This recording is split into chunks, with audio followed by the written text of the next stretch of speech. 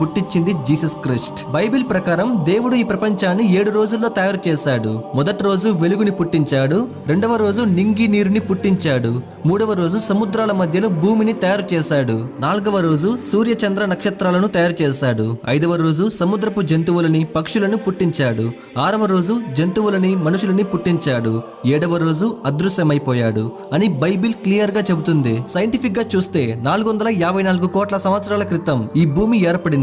ఈ భూమి తయారు కావటానికి 10 to 100 మిలియన్ ఇయర్స్ పట్టిందని సైంటిస్టుల అంచనా.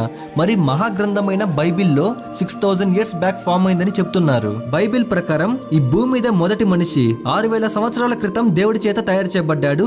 అతని పేరు ఆడమ్. బట్ నిజం ఏంటంటే మన సైంటిస్టులు 3,20,000 సంవత్సరాల క్రితం ఉన్న ఒక మనిషి ఫాజిల్ ని డిస్కవర్ చేశారు. అండ్ ఆ ఫాజిల్ కి లూసీ అనే పేరుని కూడా పెట్టారు. నేనేదో చెప్తున్నాను అని కాదు, ఒకసారి డీప్ గా థింక్ చేయండి. నిజాలేంటో మీకే తెలుస్తాయి.